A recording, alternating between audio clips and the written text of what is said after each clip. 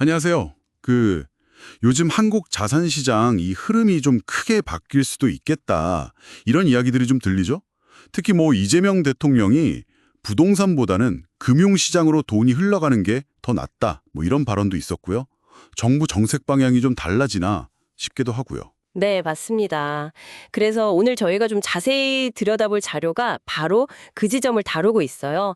한국 자산시장, 부동산에서 금융으로의 전환이라는 분석 자료인데 단순히 방향성뿐만 아니라 구체적인 정책들, 또 이게 현실적으로는 어떤 어려움이 있을지 그런 것까지 좀 파고드는 내용입니다. 아, 흥미롭네요. 그럼 이 자료를 통해서 지금 시장이 어떻게 변해가고 있는지 그 큰 그림도 좀 보고 또 우리 청취자분들 투자 관점에서는 뭘 좀 눈여겨봐야 할지 그런 걸 명확하게 정리해보는 시간을 갖겠습니다. 바로 본론으로 들어가 볼까요? 자료 보니까 정부가 뭐랄까 좀 양면 전략 이걸 쓰고 있다 이렇게 분석하던데요. 네, 그쵸. 그러니까 한쪽에서는 주택담보대출 한도를 딱 6억 원으로 제한한다거나 해서 부동산 시장 약간 투기적인 수요 이런 걸 좀 억누르려는 움직임이 보이고요. 동시에 다른 한쪽으로는 이제 자금이 금융시장 쪽으로 흘러가게끔 여러 가지 유인책들을 쓰고 있다는 거죠. 유인책이요? 그게 구체적으로 어떤 것들이 있을까요? 자료에도 몇 가지 나오는 것 같던데? 네, 대표적으로 보면 주식이나 펀드 투자, 여기에 대한 세제 혜택을 좀 늘리려는 논의가 있고요. 또 최근에 통과된 그 상법 개정안 있잖아요. 기업 이사들 책임을 주주한테까지 넓혀서 그러니까 소액투주 보호를 좀 더 강화하려는 그런 움직임도 사실 같은 맥락으로 볼 수 있습니다. 장기적으로 투자 매력을 높이려는 거죠. 아, 배당소득 분리과세 이야기도 있더라고요. 연 5천만 원 이하면 15.4% 단일세율 적용한다. 이런 내용 같던데 이게 진짜 되면 배당주 투자하시는 분들한테는 꽤 매력적이겠는데요. 네, 그렇죠. 상당히 큰 변화일 수 있고요.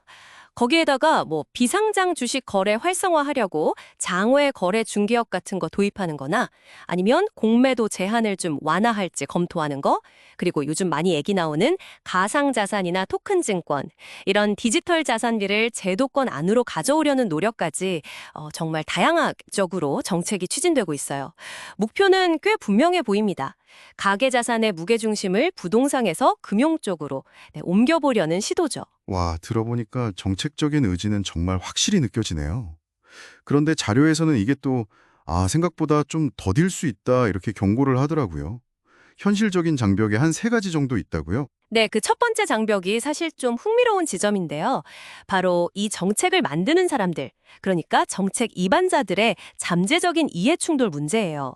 아시다시피 공직자는 법으로 국내 주식 직접 투자가 금지되어 있거든요. 아, 그러니까 본인이 직접 투자할 수 없는 시장인데, 이걸 활성화시키기 위해서 얼마나 적극적으로 또 과감하게 정책을 만들 수 있겠냐, 이런 질문이군요. 게다가 자료를 보면 그 공직자들 자산이 여전히 상당 부분 부동산에 쏠려 있을 가능성도 있다, 이런 지적도 하고요. 그렇죠. 이게 과연 정책 설계나 집행이 제대로 될까 하는 의문을 좀 갖게 만드는 부분이죠. 음, 그리고 두 번째 장벽은요, 우리나라 투자 문화 자체의 문제예요. 그러니까 장기 투자로 성공한 사례가 너무 부족하다는 거죠. 예를 들면 미국처럼 배당주 ETF 꾸준히 사모아서 그걸로 노후 준비한다. 이런 이야기가 우리한테는 아직 좀 낯설잖아요. 단타 위주 문화가 워낙 강하다 보니까. 네, 맞아요. 배당금 받아서 생활한다는 그림. 청취자분들께서도 아직은 좀 먼 얘기처럼 느껴지실 수도 있겠네요. 그럼 세 번째 장벽은 뭔가요? 그게 이른바 부동산 회귀 현상이라는 건데요. 예를 들어서 주식 투자로 돈을 좀 벌어도 결국에는 그 돈으로 다시 부동산을 사는 경향이 아주 강하다는 겁니다. 뭐랄까, 심리적으로 부동산이 가장 안전하고 또 최종적인 자산 형태다. 이렇게 생각하는 경향이 있는 거죠. 아, 들어보니까 이 세 가지 장벽이 그냥 따로따로가 아니라 서로 좀 얽혀 있는 것 같다는 생각도 드네요. 장기 성공 사례가 부족하니까 부동산 믿음은 더 강해지고 또 정책 만드는 사람들조차 이런 인식에서 자유롭지 못하면 금융시장 활성화 정책 추진은 더뎌지고 약간 이런 악순환. 자료가 이런 연결고리까지 딱 짚어주나요? 직접적으로 악순환이다 이렇게 표현하진 않지만 이 세 가지 장벽을 나란히 제시하면서 그 복합적인 영향을 좀 암시하고 있다고 봐야죠. 그래서 자료의 결론도 방향은 맞는데 너무 급격한 변화를 기대하긴 좀 어렵다. 이쪽으로 좀 기우는 겁니다. 시간이 필요하다는 거죠. 그렇군요.